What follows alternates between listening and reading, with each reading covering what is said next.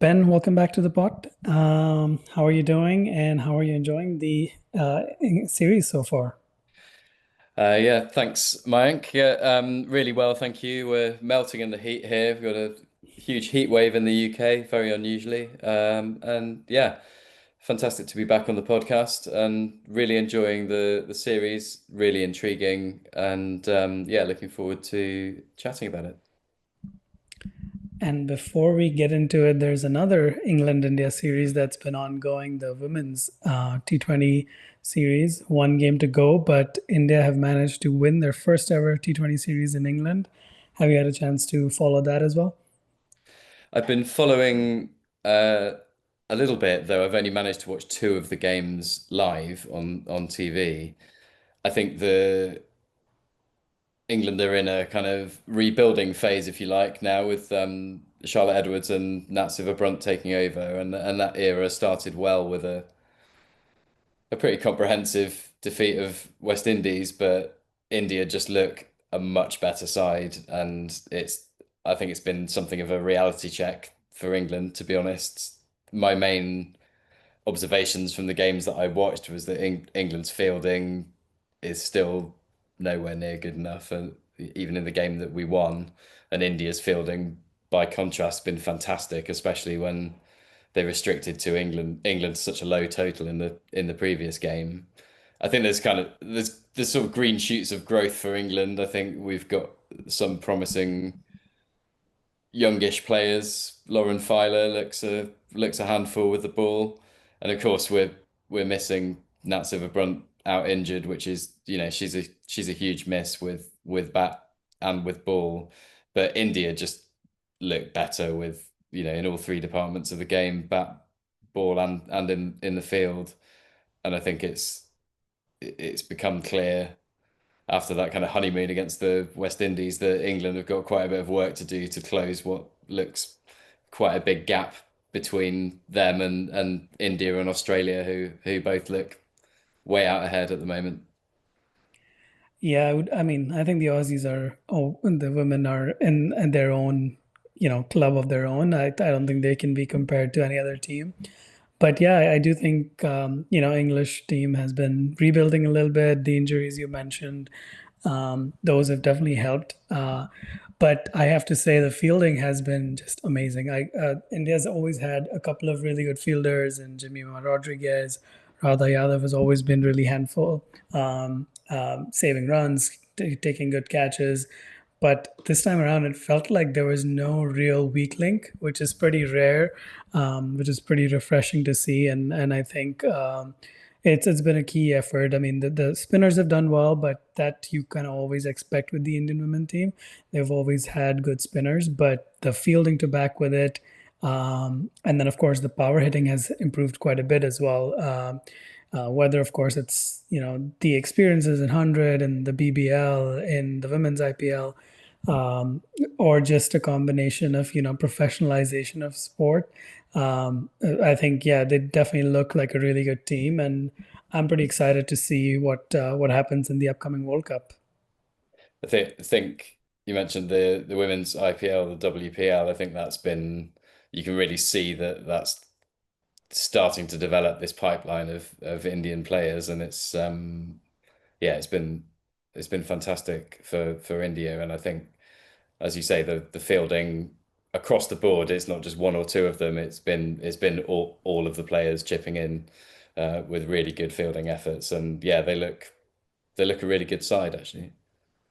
Yeah, absolutely. Yeah, I think the what WPL in my mind helps is of course like get all of these youngsters an opportunity to perform in front of big crowds, have them share dressing rooms with big names and all of that, and of course make them names in every household. But more than that, I just feel like the depth has increased so much, and obviously it's not just WPL; it's just the improved cricket coaching and scouting at the lower levels has helped. Because I was just thinking about the team as it was being announced for this English tour, and I was like, wow, there's so many good players who are not even on it. Shriyanka Mm. Patil is one of them, and there's others who are really handy all-rounders who can contribute in really all three dimensions, and they're not even there. So yeah, definitely great signs for Indian cricket from that standpoint.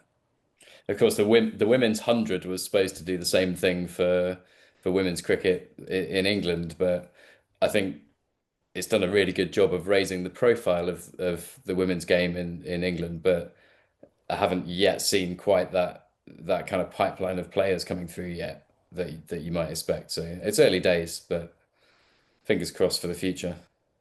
Certainly, and I think the 100 is at a interesting point anyways, like not just the women's part but overall the 100 in general is interesting because there's a lot of people who are complaining about how it's taken away from the T20 bash, or what is it, T20 blast rather. The blast, yeah. Yeah, and so yeah, it's at an interesting point because there's a lot of people complaining how it's relegated that to the second level tournament, a lot of players not being available, so the quality has gone down.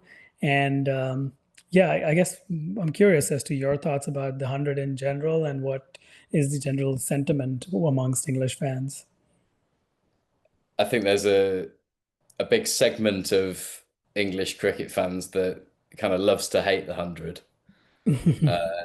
Those arguments you just mentioned, it takes away from other formats of the game, takes away from the T20 blast. It certainly takes away from the 50 over tournament, which tends to happen in August too, which is now kind of almost a second 11 tournament.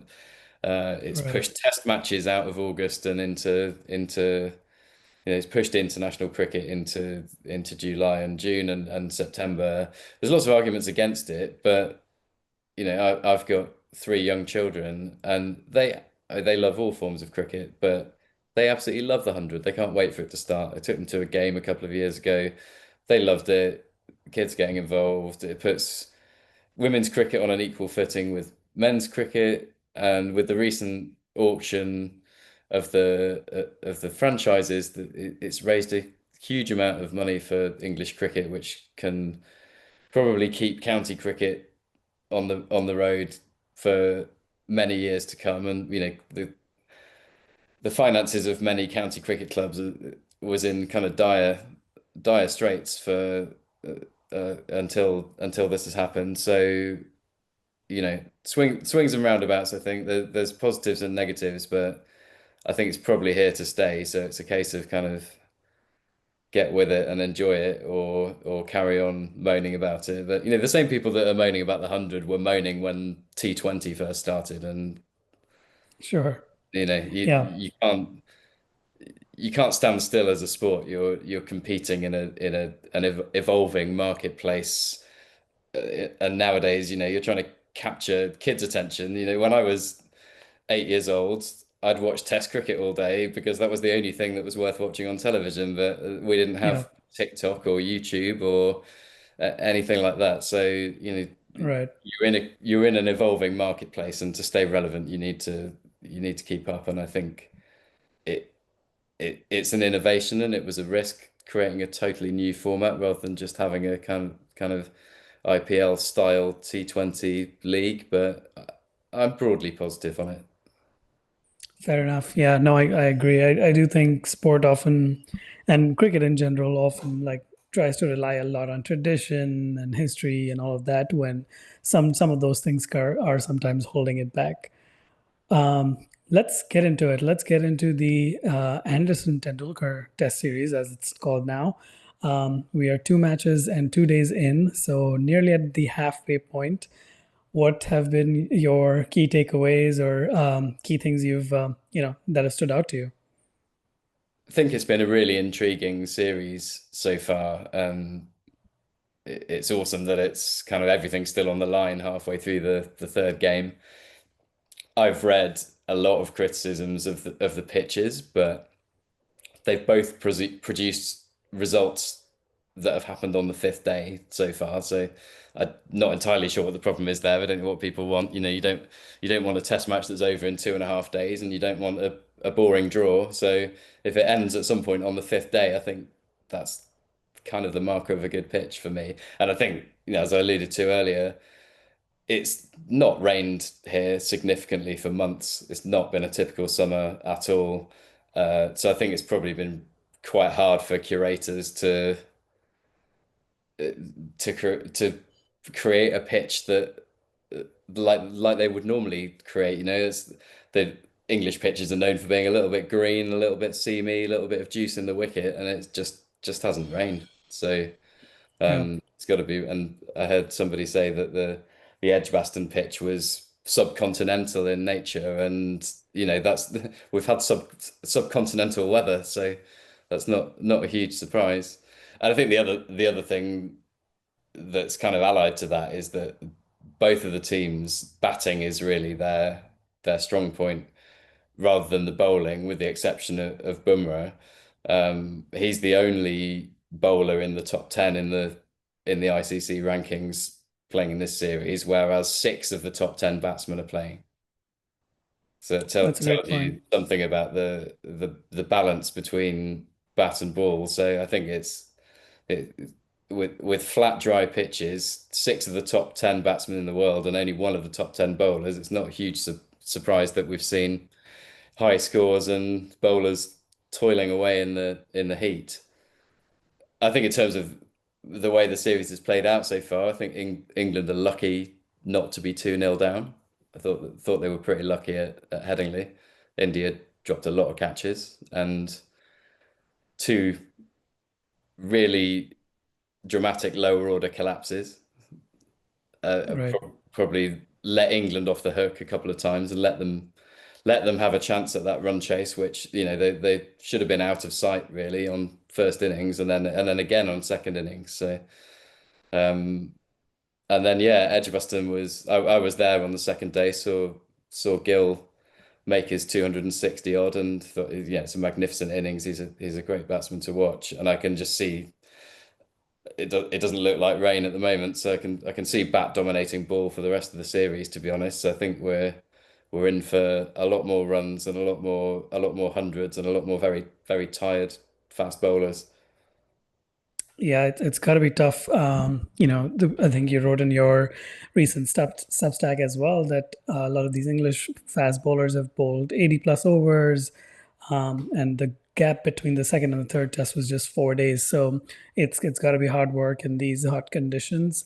Um, there's been a lot of talk, especially today, since we're recording after day two, about the ball and the Duke ball and how often it needs to be changed.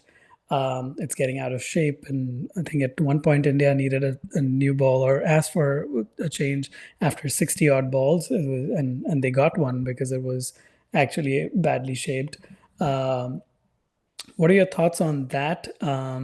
Considering you watch obviously a lot more English cricket than I do, has this level of needing a ball change, all of that, been as prevalent in previous summers? I say that previous because 2022 is when the manufacturer of the Duke's ball admitted to a quality issue, Mhm. and we have seen higher scoring pitches since then. So I think it's a combination of factors. But do you think something seems even worse this summer? Some things definitely changed, and I think that traces back to about 5 years ago. And like you say, the owner of Duke's admitted to some kind of quality issue, although he insists that the manufacturing process hasn't changed. He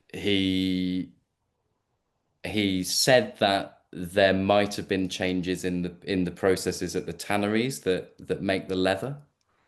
Mm, And then he also said that the ball is being hit harder and further by more aggressive batsmen than previously, which kind of sounds a little bit like a cop out to me. There's clearly an issue with the ball. Like you say, India changed it today, managed to get it changed after 60 balls or whatever it was, and then they got it changed again in I right. think 40 balls, and this never used to happen. So something's changed, and I think they need to sort it out because it's getting a bit tiresome. The fielding captain going up to the umpires every 3 or 4 overs and passing a ball through a little hoop to and to try and get it changed. And then it's kind of the lottery of which replacement you get if you do get it changed. Right. India had it changed earlier, and then they didn't like the one that they got given, and they wish they'd kept the old one. It kind of makes a bit of a mockery of it. Just make a ball that lasts 80 overs and deteriorates normally, and then you've got a new one after 80 overs. I also read that he suggested that they might want to think about having a new ball available after 60 or 70 overs rather than 80, which I don't think is a bad idea. If if you can't make a ball that stays serviceable for 80 and something's changed that you can't control, then maybe a new ball early is an idea. But I think mainly just try and make a the cricket ball that you were making 10 years ago and everything would be fine. Right. Yeah, absolutely. Yeah, I mean, I do think like the drier conditions, pitches being drier, all of that probably contributes a little bit to it. But the fact that, to your point, 60 ball old and 48 balls, I think was the second time when they changed it. That frequency is just a little bit shocking. So definitely something that needs to be looked at. And I think the variation, yeah, it just is a little bit challenging because you might have a bowler who's, bowling really well, and then suddenly the ball changes. The team has to work all over again to get that ball into the right Mm. shape, shine, and all of that to get it to move the way they want it. And the other aspect, as I was thinking about this discourse, was obviously in the Bazball era, England have opted for more batting friendly wickets. That's not necessarily, a big secret, but even then, what we've noticed is 2022 onwards, there have been a lot of high scoring chases in the fourth innings. So again, not trying to say that, not crediting the batsmen. They've played some really good innings. Ben Duckett in the first test, for example, that was a marvelous innings to keep, the likes of Bumrah and others out while the ball was doing quite a bit. But I do think it does put a question mark on the quality of balls if it is going flat, and especially on day 4 and 5, where you would expect maybe Headingley is a good chasing ground, but maybe apart from Headingley, most other grounds you would expect it to do a lot more.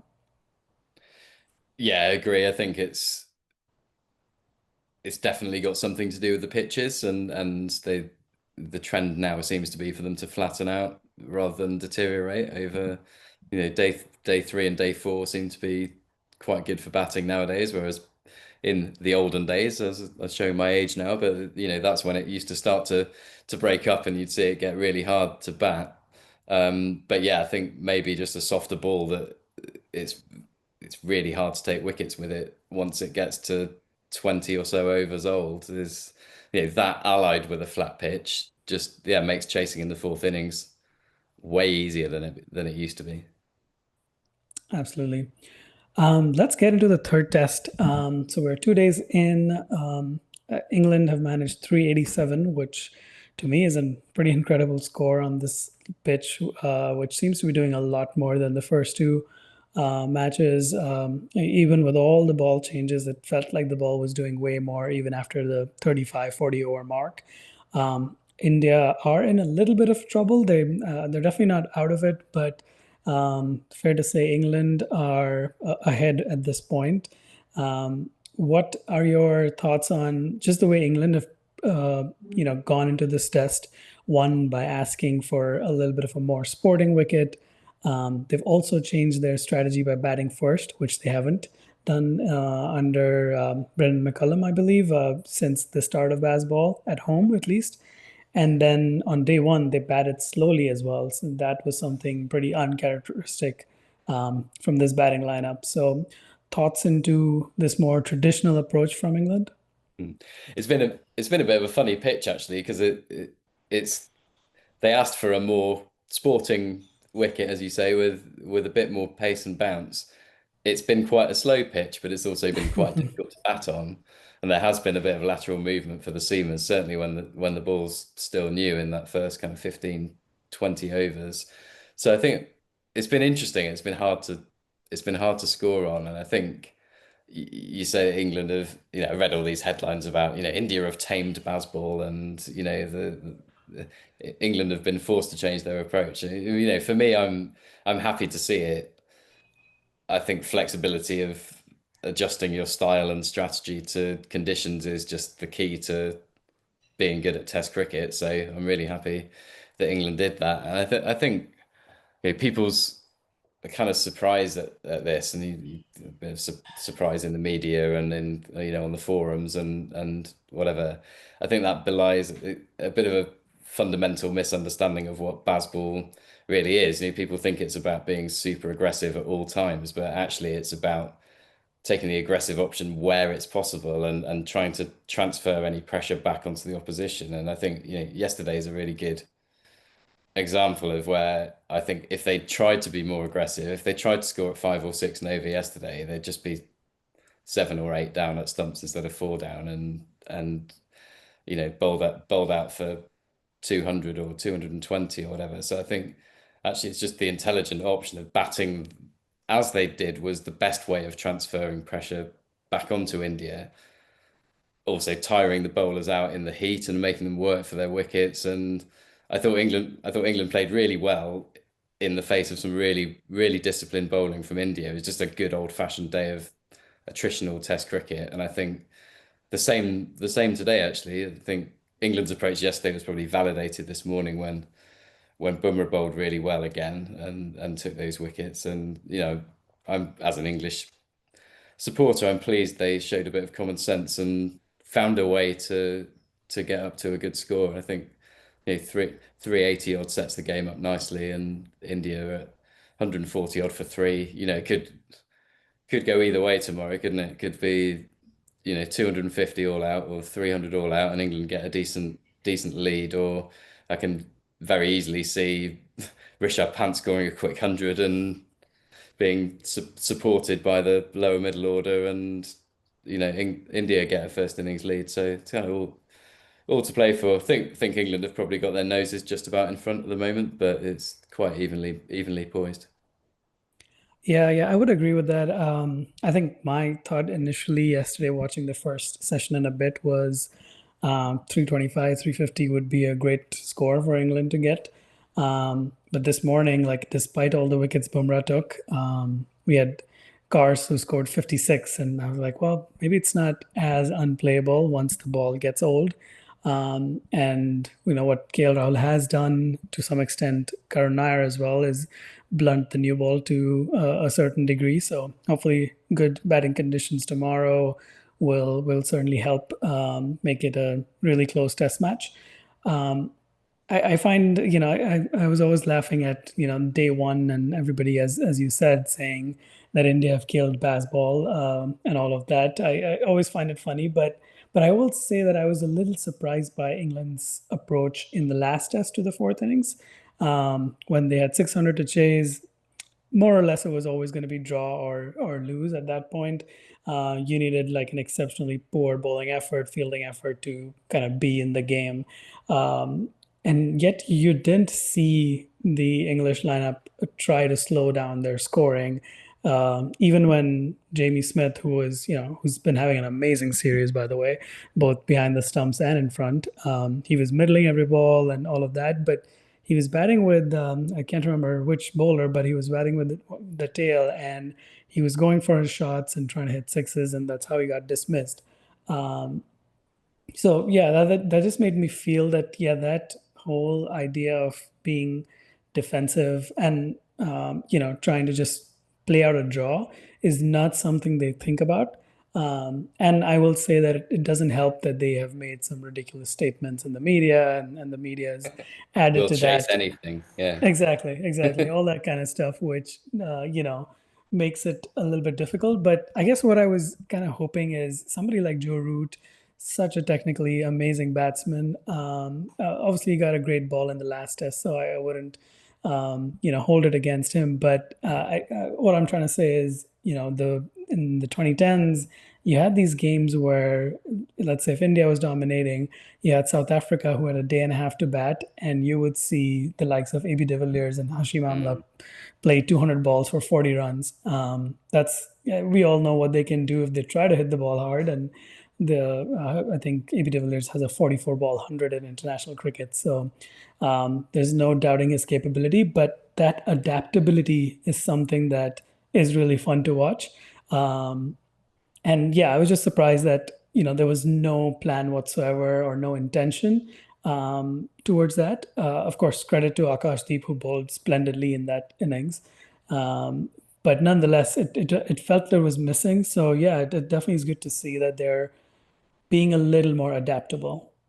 I think there might have been an intention there. I'm just not sure they've got the skill set to do it because there's an art in batting for a draw, isn't there? Because I think if you just think Mhm. about the time or the overs that are left and literally shut up shop and just try and dead bat everything straight down the pitch into the pitch, you're just going to get out because you're just kind of inviting pressure. So there's an element of kind of still playing some kind of normal stroke play where possible, but in a really cautious way that I just don't, probably Root and out of the current team, Root and Stokes are the only two that have ever had to play like that or ever tried to play like that.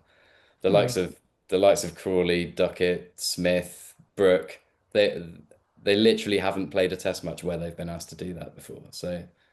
I, Yeah. so I just think maybe they might have said because they lost 10 overs to rain as well on that fifth day, didn't they? So there was only 80 overs to get 600, and there was never any chance of them getting the runs. But I just think I'm not sure they've got the technique or the skill set or the more the mindset really, because they've probably got the technique, but they just haven't got the mindset of let's bat 80 overs without scoring, without worrying about how many runs we score.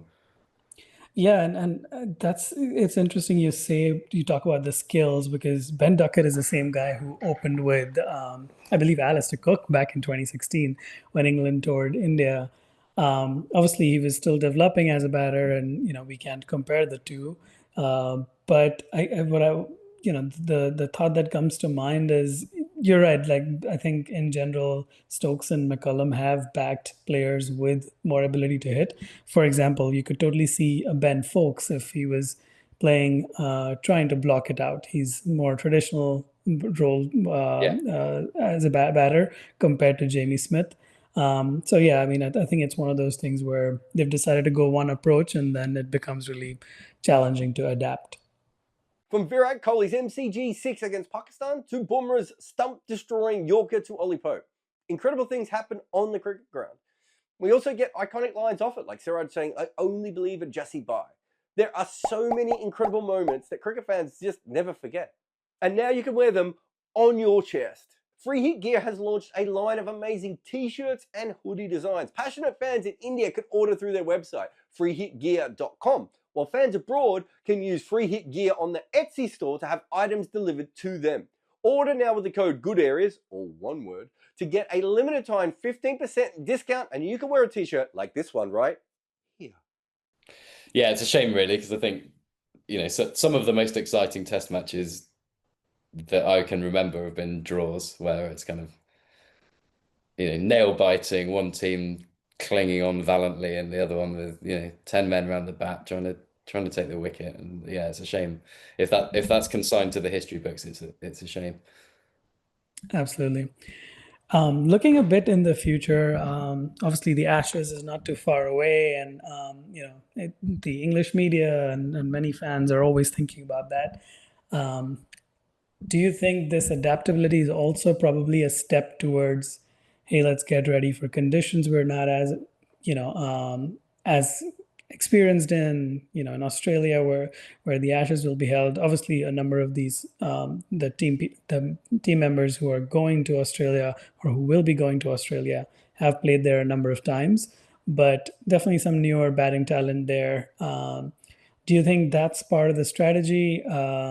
Or is it more just, hey, we are adapting to the situation as best we can?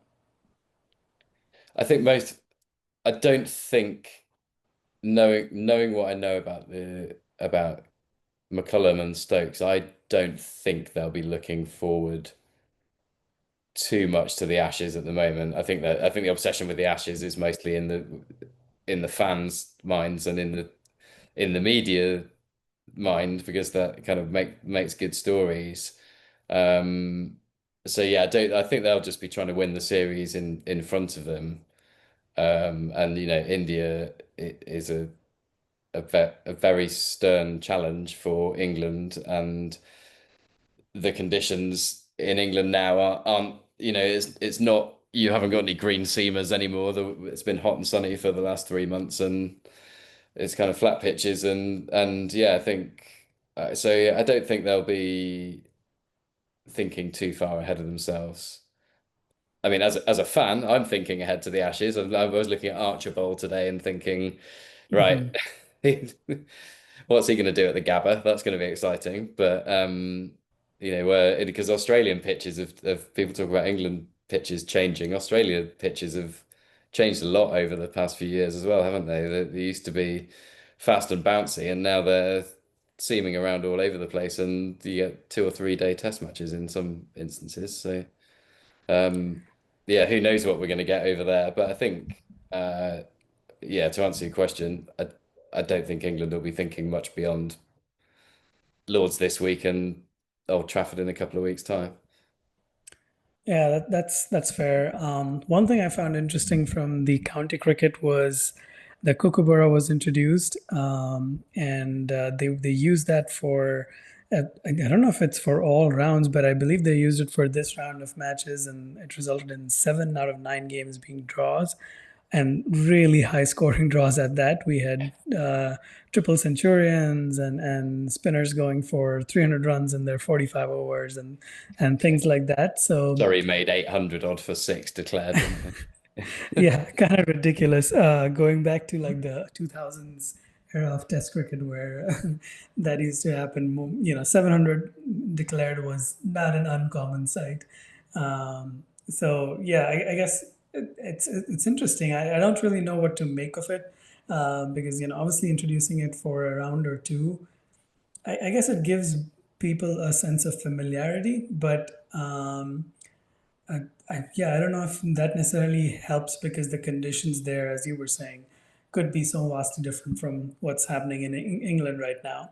I mean, even pitches, when India toured last year were so different. The Sydney Test, for example, had one of the greenest pitches Sydney's ever seen, and it surprised pretty much everybody from Alan Border to Mike Hussey. So not sure if that really helps, but I guess what are your thoughts on that, and what have you just generally seen from an English fan sentiment with regards to the Kookaburra Bowl?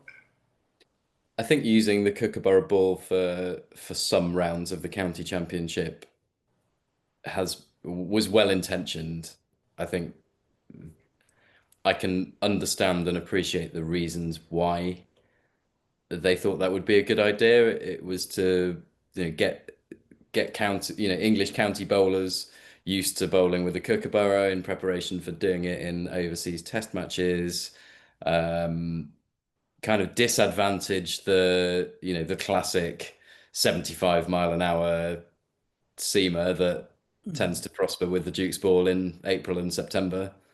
Um, and also to provide a, a bit more opportunity for English spinners, because when you've got a Duke's ball that's seaming around and on a green pitch in April, May, September, there's no place in your side for a spinner there. So I think it was well intentioned in terms of putting an emphasis on real pace in the pace bowling department and giving an opportunity to spinners. But I think what they've overlooked is that the Kookaburra ball works well for Test cricket in Australia, in India, in South Africa. It doesn't work with English pitches. In combination with English pitches, you just get boring games where it's impossible for bowlers to take wickets, and that's what we've seen with 7 out of 9 draws. The weather hasn't helped. Yeah. Obviously, that's been a contributing factor, but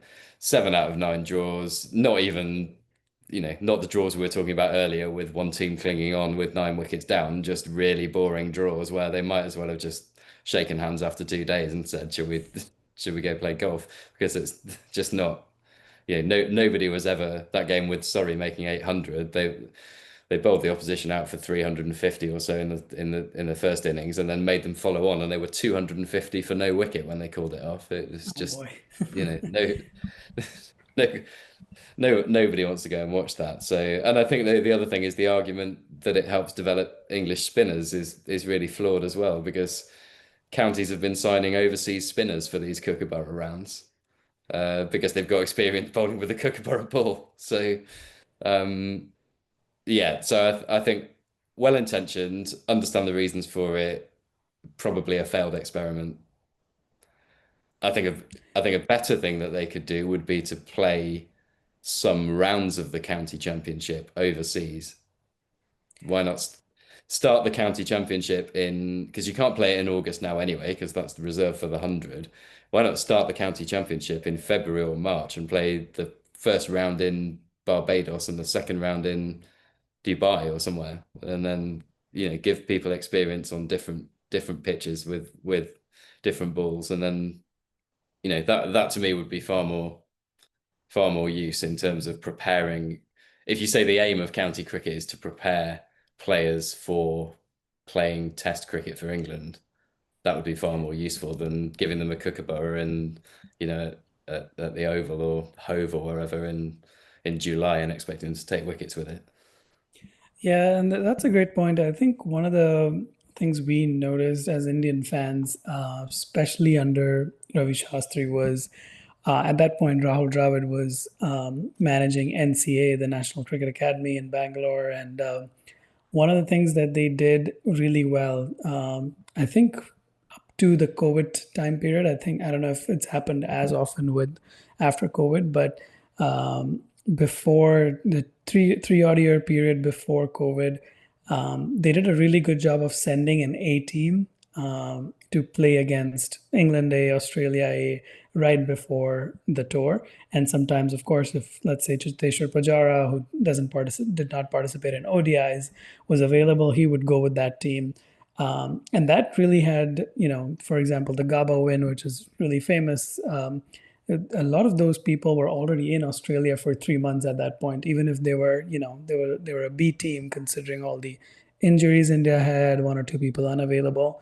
So many of them were already in Australia and had been playing in those conditions for 3 months. That it certainly helped. So I do see that that is something that boards can do, especially like the big three. I feel like if anybody can do it, it's the big three. They have the money and resources to do it. Obviously, I can see it being more challenging for the other boards to always have two sets of teams traveling.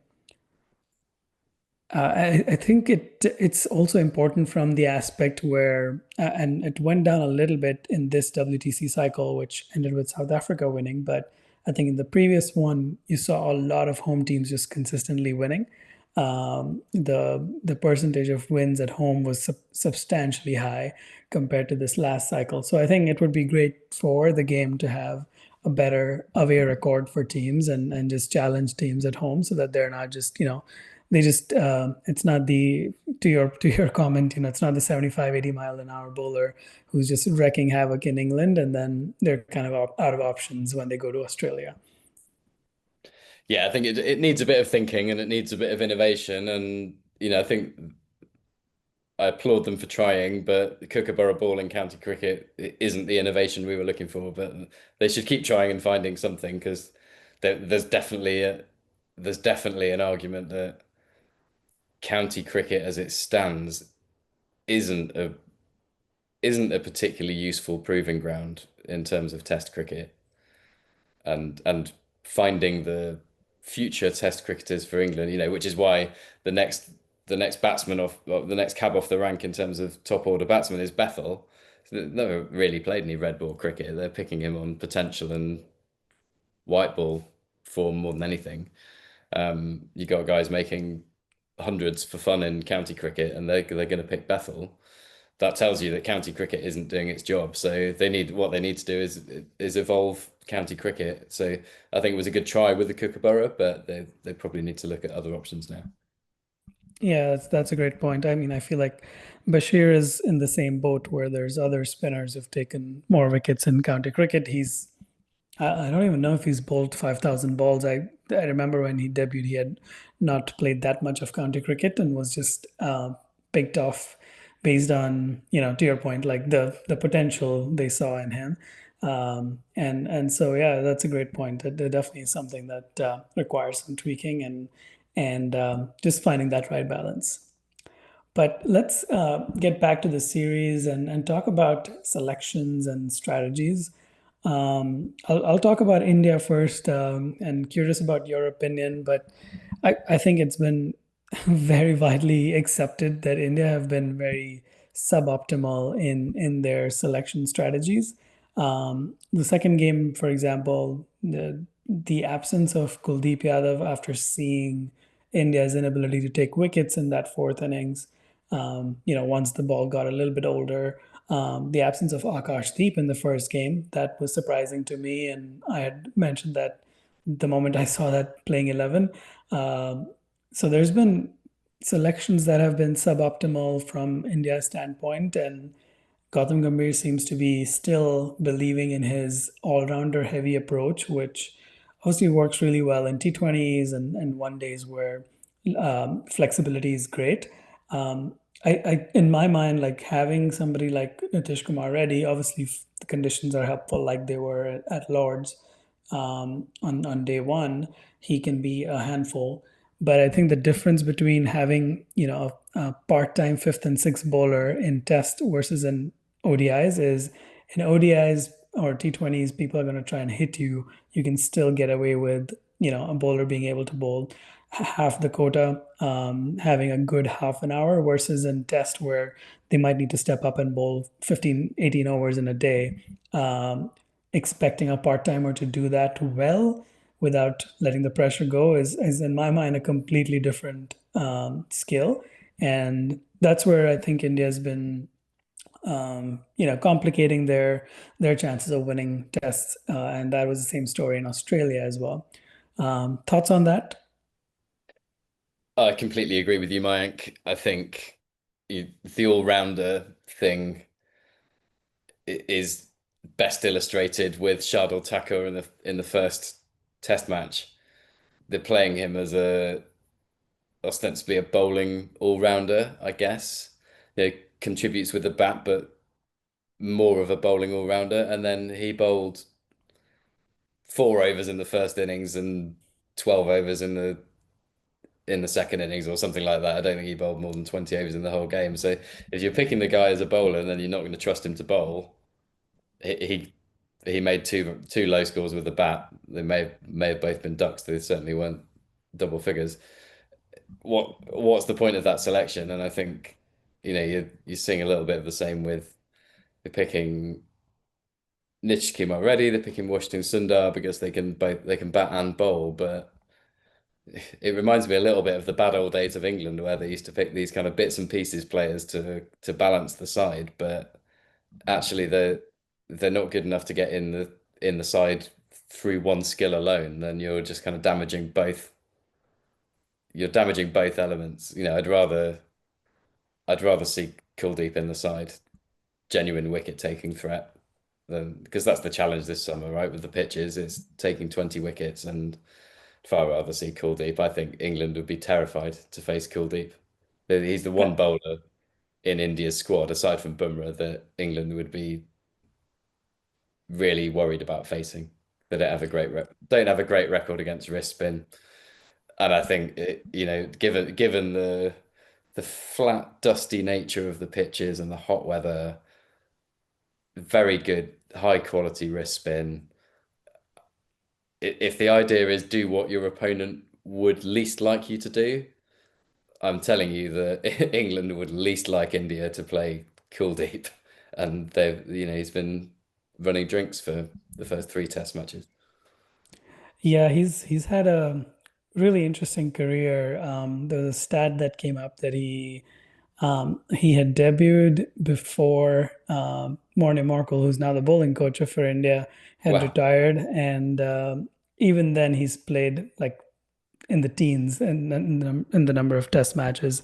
So a player of that caliber, being out when Ashwin and Jadeja were available, still understandable, but we are past that. And Jadeja, anyways, has a very fixed, solid role at number seven, where in England he plays more like a batting all-rounder, but he can certainly hold and end up with the ball and take wickets on day 4 and 5.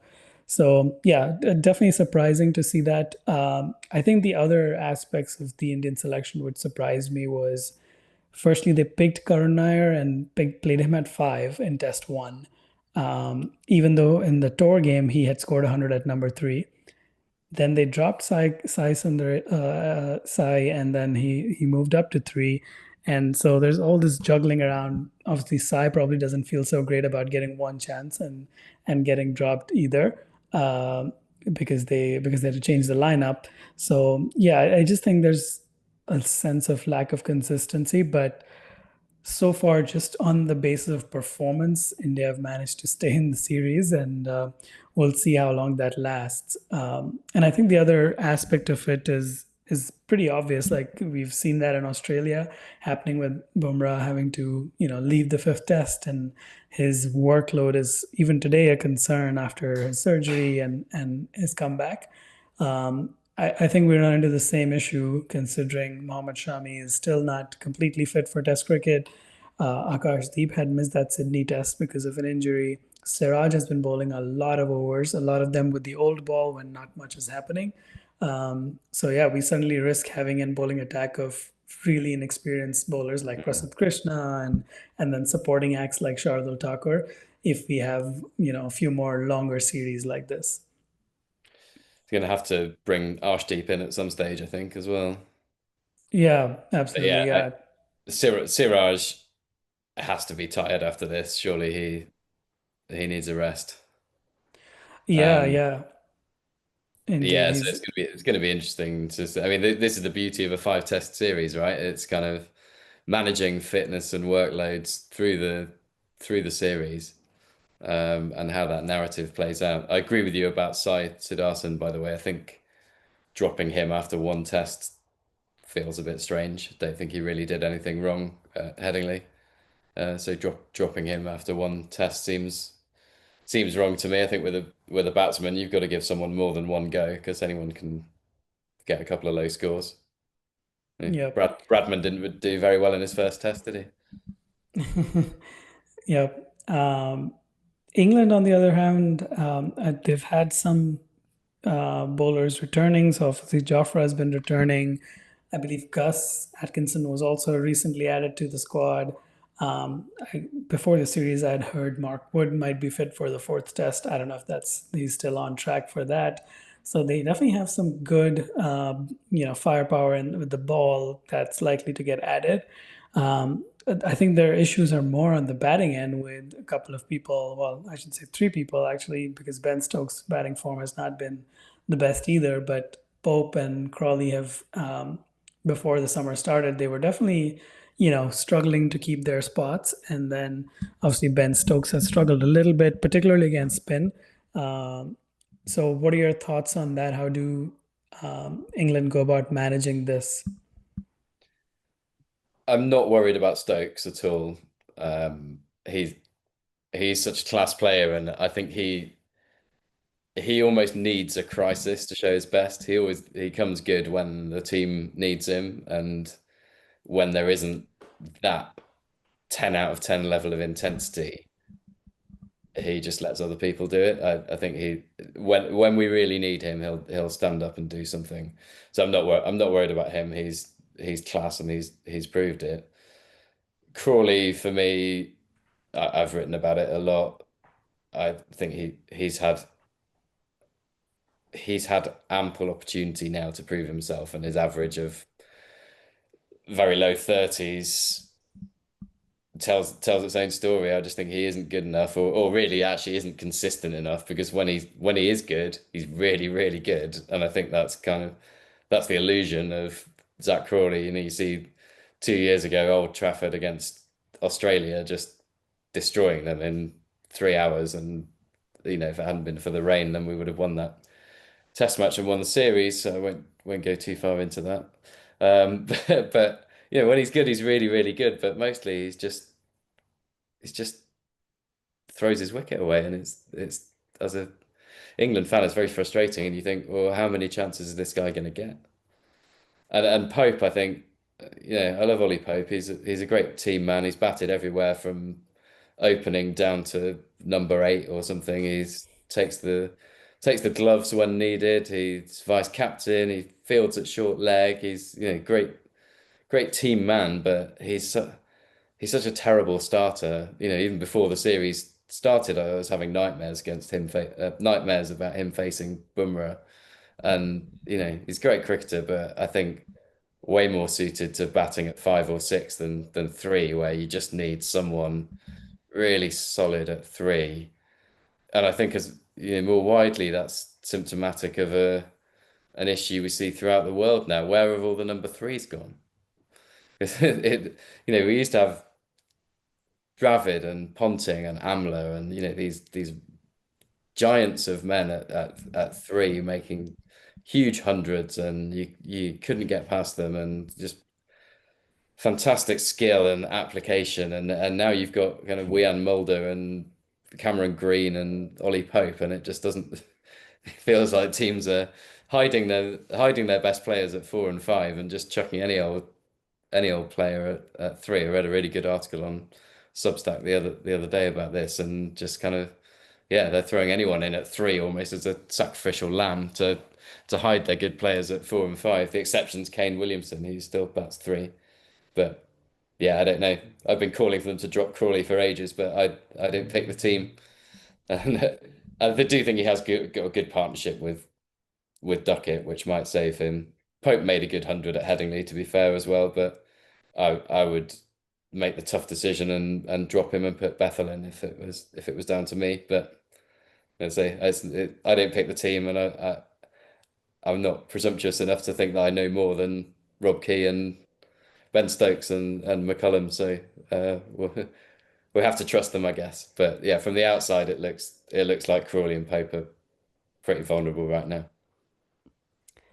Are there, from a strategy perspective, how do you think they've gone? Of course, we talked about selection, but do you think from a captaincy perspective, or the decision to bowl first in the first 2 tests, do you think that's worth criticizing, or I think their chasing record kind of just proves that it was the right gamble to take, considering how flat those wickets were?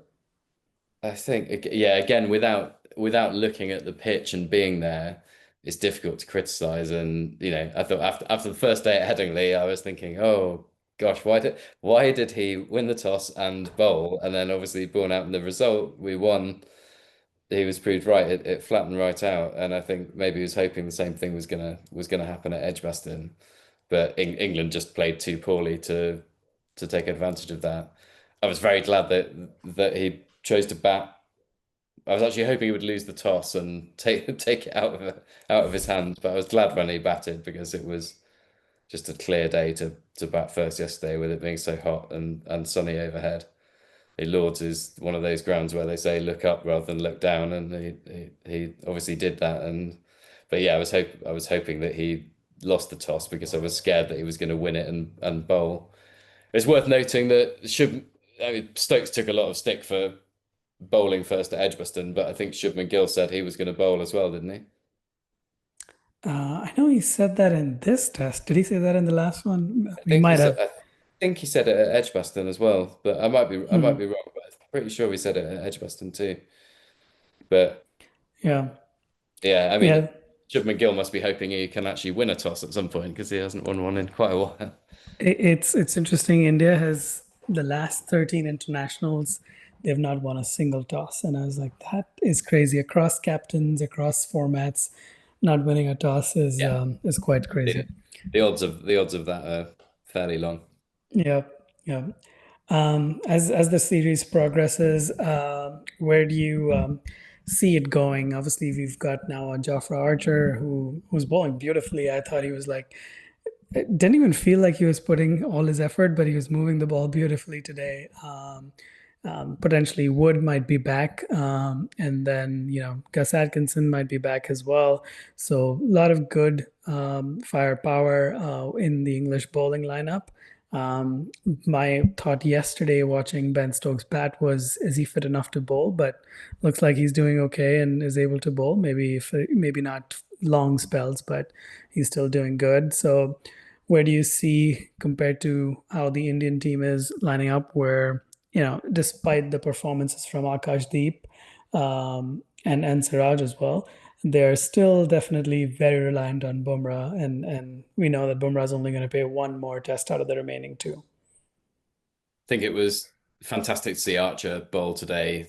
I always love watching him bowl. I think he's just like a Rolls Royce of a bowler for me. He's so smooth and so effortless, and then it just pings out of that wrist and comes down at 93 mile an hour.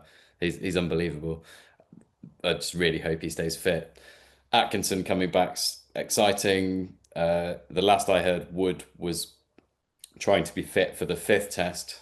So again, so you've got good players coming back, which should hopefully freshen up the pace attacks. I think Bryden Cast needs a rest now. He must be incredibly tired, like just about the same as Mohammad Siraj.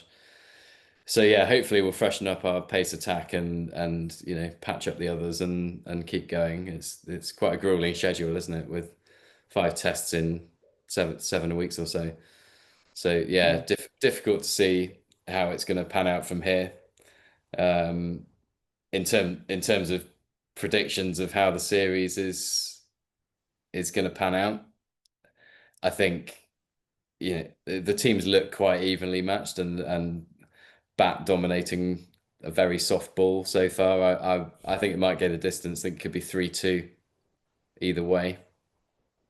I'm hopeful England can win, but naturally pessimistic as an English supporter. So I've seen us throw away much easier winning chances than this. So yeah, hopefully England can win. I think it'll be 3-2 either way, and I'm going to say England 3-2. But I think it'll be a close series, and it's good. It's been great to watch so far. So hopefully some exciting games to come.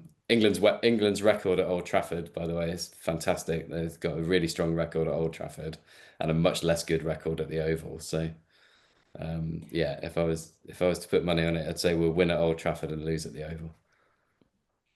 It's interesting. Before the series started, I was thinking 3-1 to England, and partly it was because, again, the fact that one, Bumrah isn't going to play all test, Mohammad Shami isn't fit.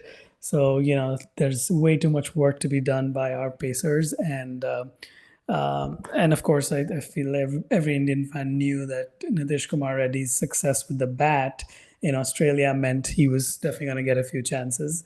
So that means slightly lighter bowling. But I think with the weather in England, the way, usually there's always a game which has some rain interruptions. Looks like it's a pretty sunny summer this time. So maybe I do think we're going to have all five results. And of course, that's helped by the fact that both teams are generally, with this test being an exception, scoring quicker, and so results are more likely. So I do think it's going to be 3-2 to England. Yeah, I don't know where that second win is coming from, India. I do think that they're going to have a couple of really solid performances to stem that, bring one more result in their favor. But yeah, I do think it's going to be 3-2 to England as well. Who do you think is the highest scorer and wicket taker?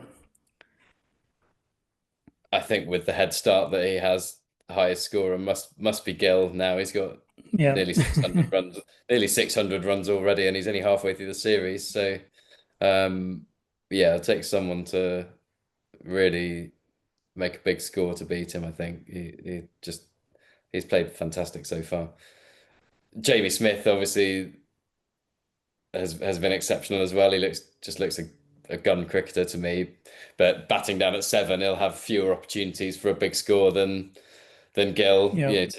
Today he was batting with the tail, and yeah, he just got out to a good ball after the interval, didn't he? But I think, yeah, if he at longer term, I think Smith's future is probably batting 3 or 4 and not keeping wicket, because I think he's that good. But so he'll get fewer opportunities to make a big score at 7. So I think Gill looks an absolute shoe-in for top run scorer. I could see Root or Brook make a big score at some stage, but be really surprised if it's not Shubman Gill. In terms of wickets, if Bumrah only plays 3 tests, I'm not sure whether that's, if it's 2-2 going to the Oval, will they really rest him? I wish I knew. It's been interesting because I've never heard a player and the management talk so clearly about it. They talked about playing 3 test matches, playing him for 3 test matches well before the series started. So clearly there's some decision around his workload. Um, yeah, I really don't know how they manage this. Like if they go 1-2 down, to rest him in that next test is anyways a really tough decision. But if he plays and we end up winning, I don't know if he's gonna turn up again in 5 days and try to play one more game. I think if India win this current Test match, then it becomes a lot easier for them because they Yeah, can then rest him at Old Trafford and play him in the final test and know that the series is always still going to be live yeah. by by that final test. If England win this and they go 2-1 down, then surely they have to play him at Old Trafford. They probably have to, yeah. But And then I and then if it's 2-2, they've got to just patch him up and play him at the Oval as well, haven't they? yeah, So it's on that basis, I think Bumrah might, if he plays 4 Test matches, definitely. If he plays three, if if Bumrah only plays three, I'm going to say Siraj is going to be top wicket taker because I think he's tough and he'll probably play maybe all of the games. And yeah. he leads the attack. He bowls much better when Bumrah's not there for whatever reason. And I think he sort of leads the attack when Bumrah's not there, and he's just a feisty, combative cricketer. And I think he'd be my picks. I think England are going to really rotate their bowlers from here. Cast is going to need a rest. Wokes is going to need a rest. Archer's only just come in. You've got Atkinson and Wood potentially coming back in at some stage. So, and Bashir will probably play every test, but doesn't really take any wickets. So, um, yeah, Gill for highest run scorer and Siraj for leading wicket taker is my. I was thinking, I mean, Gill is sort of a no-brainer. I think we'll all have to agree there. He actually crossed 600 runs today, so he's already passed that mark. But in terms of bowlers, my thought was also Vokes. I don't know if they will play him all 5 tests. And also I guess the conditions vary a little bit, considering it has not been as seam friendly as it usually is in England. Maybe they do rest him for one of the test matches. But yeah, I was thinking between Wokes and Siraj, just again because of the number of overs Siraj bowls. He definitely has a chance, and he's definitely Indian team's workhorse because as amazing as Akashdeep is with the new ball, he's taken nearly 90% of his wickets with the first 12 overs of the ball. So they still need Siraj to come in and bowl the tough overs after the ball has gone soft, and so hopefully that'll give him some wickets. And he's also had some mediocre luck today. There were 2 catches dropped off his bowling. So hopefully that also evens out over the series.